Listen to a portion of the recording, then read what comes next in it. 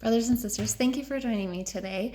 I'm super excited to do this video, and it goes along with the videos that I did in the series. There was teachings 1 through 14.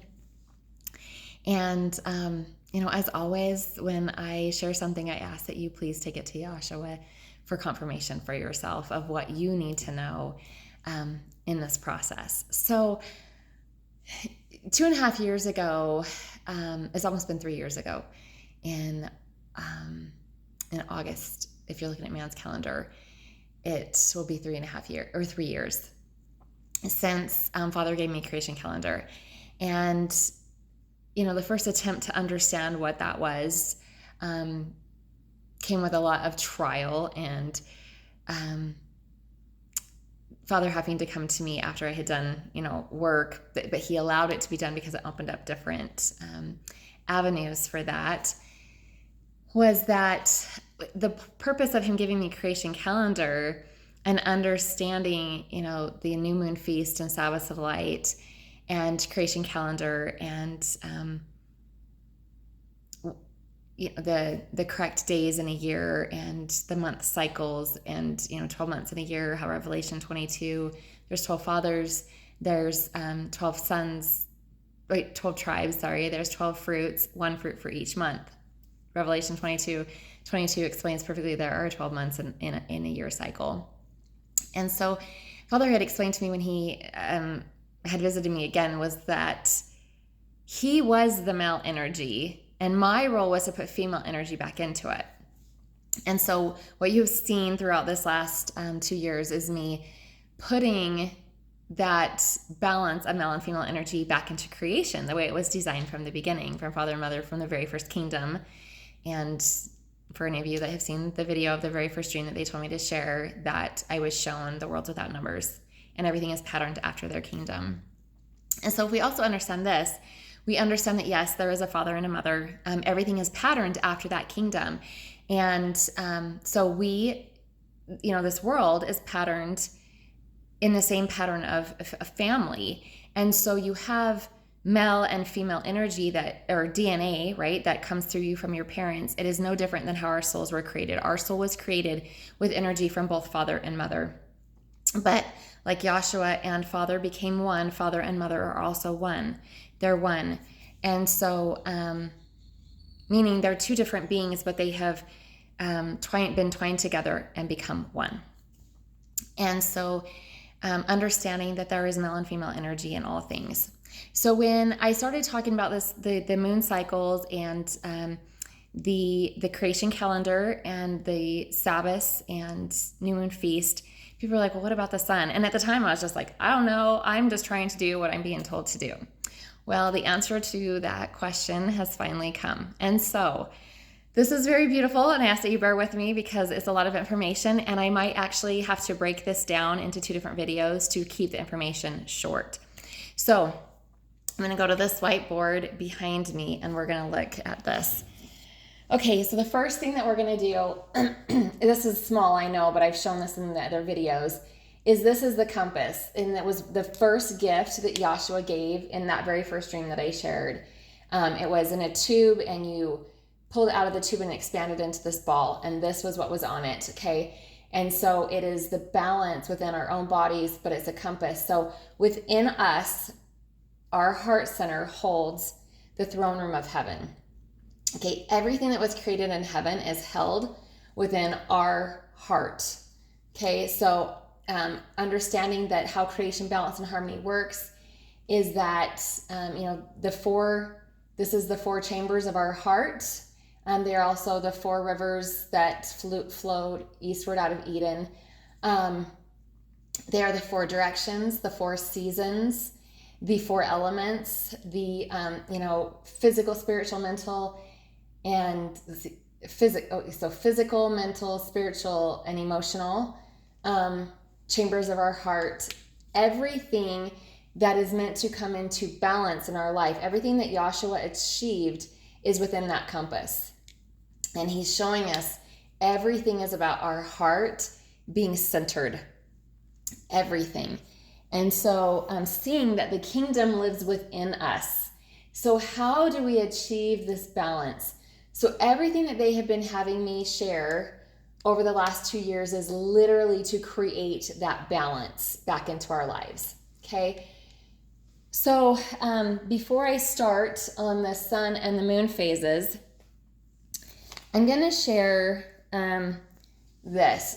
So the new moon feasts are found in Isaiah 1, and the people did not understand why they were performing them.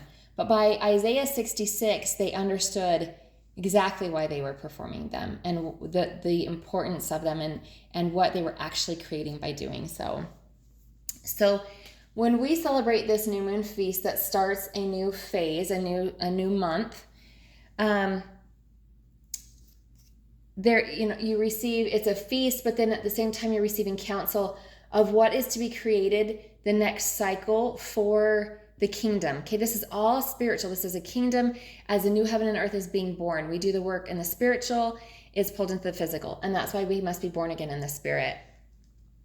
So in Genesis 5:1, in Genesis 1:4, it says, "And God saw the light, that it was good, and God divided the light from the darkness. And God called the light day, and the darkness he called night, and the evening and the morning were the first day." Okay, so in order for creation, for a new heaven and earth to be created, right, there has to be a council that comes together, right?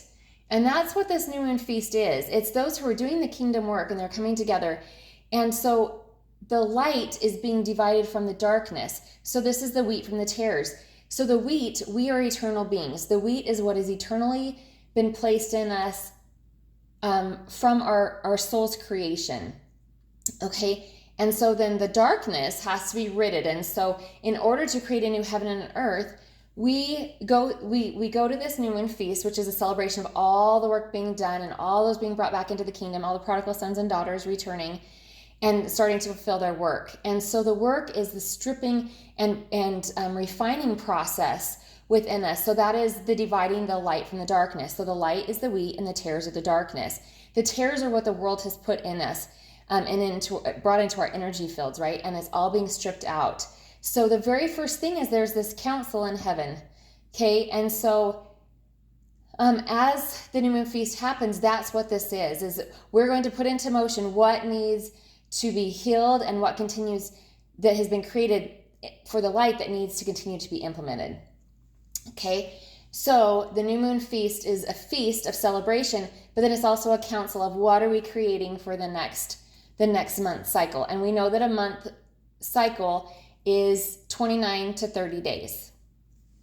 Okay, so hopefully that explains that. So the first thing that is going to happen in this council, after we come together, we're creating a new heaven and an earth, is that the light is going to be divided from the darkness, and then this cycle can begin.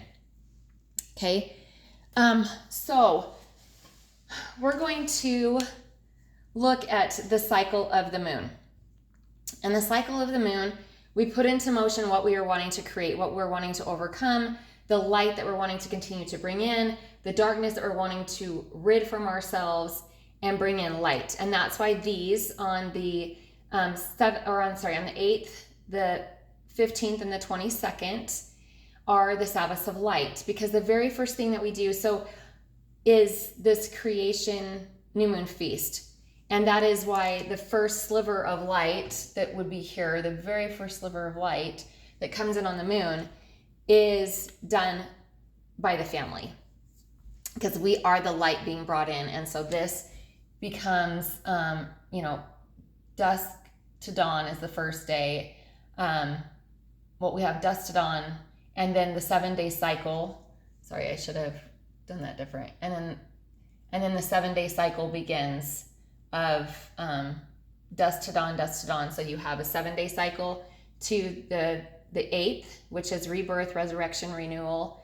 And that's what this process is. It's a rebirthing process. So you have the 8th day is the first Sabbath of light. You have the full moon Sabbath of light on the 15th, and you have the last full moon Sabbath of light on the 22nd. And then we return back to a new moon feast. Okay.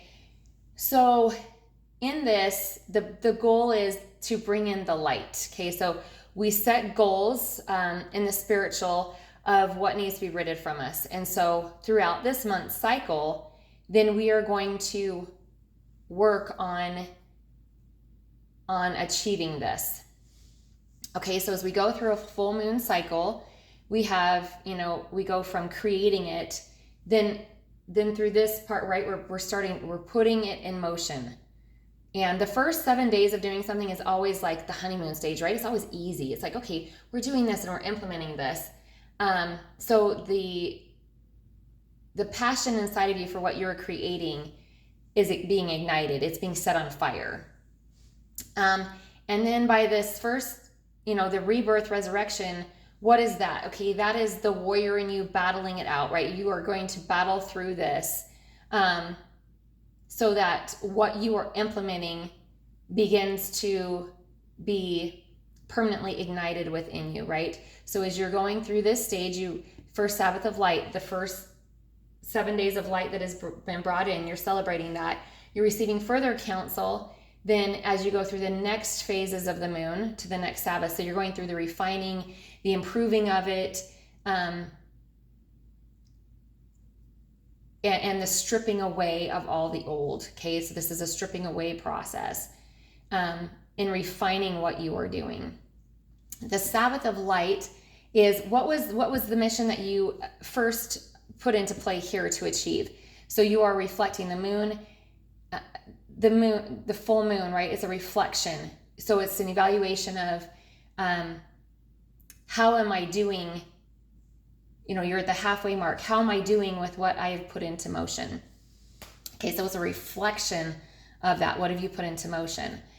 Okay, then you gradually move then to the next 7 days to the last Sabbath of light, which is on the 22nd. And through this process, new wisdom is gained, new insight. Like this is where you're letting it truly, you've stepped into it, you're letting it be activated within you. You're gaining the wisdom and understanding of what truly needed to be refined and die within you, and new steps that need to be implemented in order for that light to come in. So then on this waning crescent moon, the 22nd, you have this Sabbath of light. So this is where we begin to just totally release, and you're letting go of everything that no longer serves you. Okay, so it no longer, you're letting go of the old. You're letting it completely die, so that the new can be born. So what happens between the Sabbath of this last Sabbath of the month and the next new moon feast is that this is the completion of it. You have let it take root in you, and that completion process. Okay, so hopefully that helps you understand the moon phases. Okay, so then we go, and so this moon takes a whole month to cycle around. But then you have the sun, and the sun is a reflection of the moon, but it does all the phases of this in one day.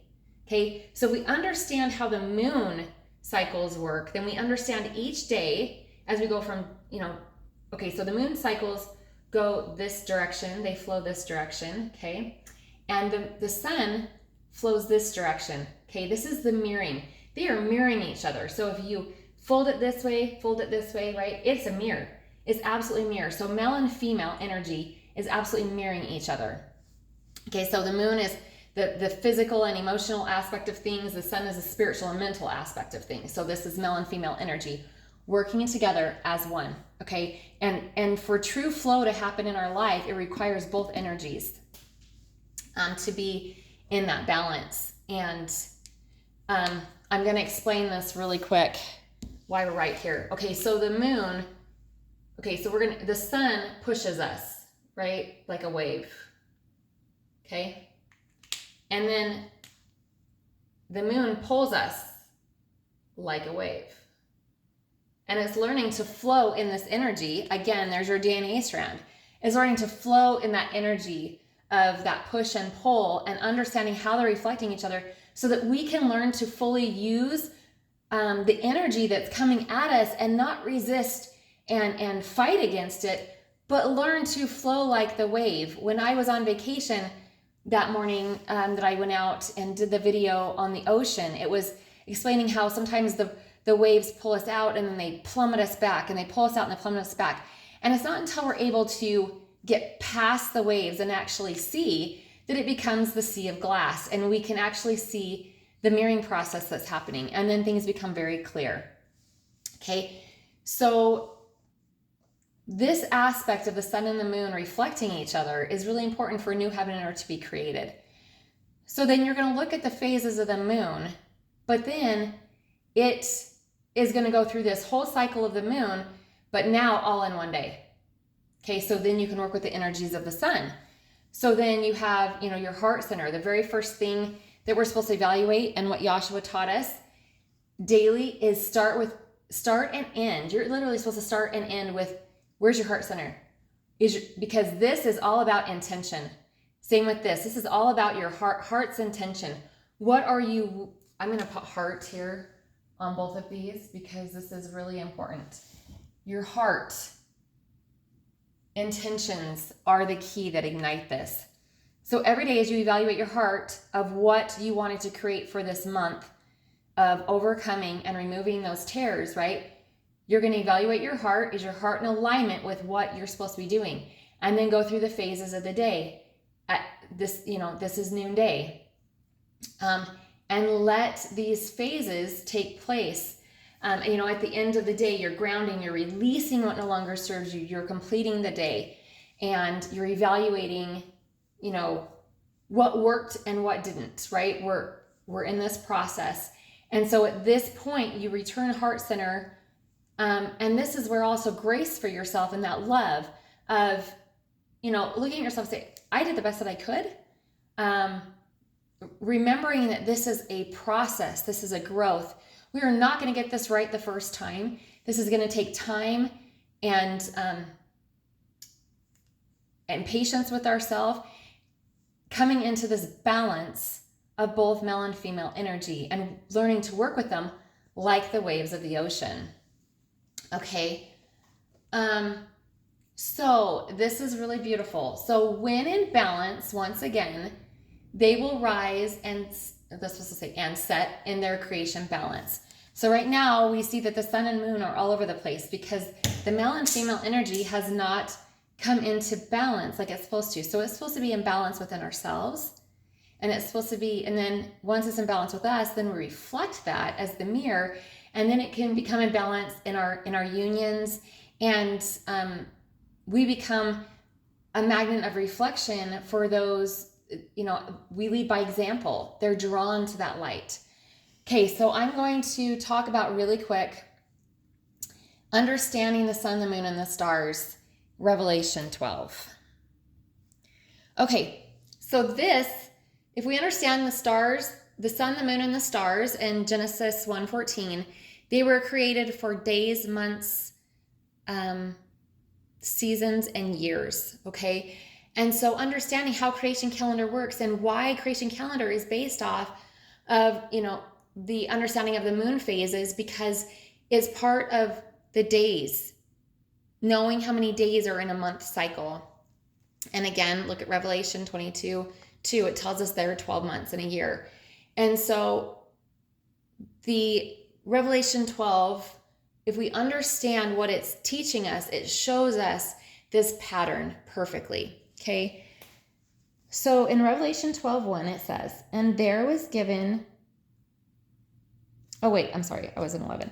Okay, 12. And there appeared a great wonder in heaven, a woman clothed with the sun and the moon under her feet, and upon her head a crown of 12 stars. Okay, so we know that this is a water of our energy field that reflects out, okay?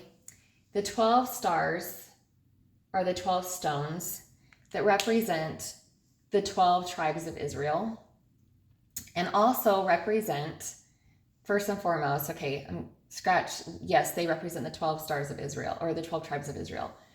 But as you see on this, there are 12 points, or 6 points on each side of this balance, okay? That is the father and mother's characteristics, so there's 12. Okay.